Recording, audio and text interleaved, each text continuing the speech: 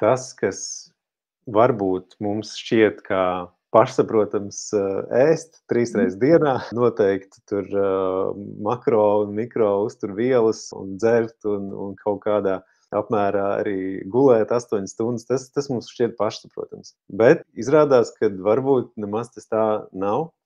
Jā, tev ir jābūt tai iekšējai vajadzībai obligāti, lai tu ietu, un tieši tīrajās dienās tev ir jābūt nevis vienkārši ar prātu, es arī gribu tā kā citi, ne, tu tur neies cauri.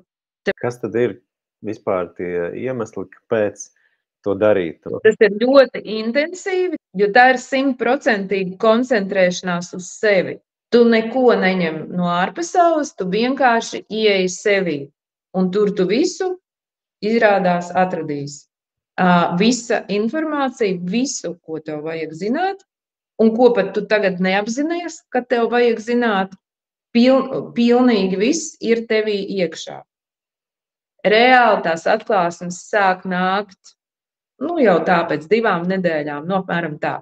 Tu redzi vispār savu ķermeni tā kā pirmo reizi, jo tu beidzot sāc just ķermeni.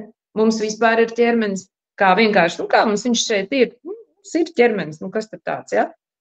Tas ķermenis ir īstenībā vienīgā lieta, kas ir īsti mūsu, un caur kurieni mēs varam aiziet atpakaļ pie sevis.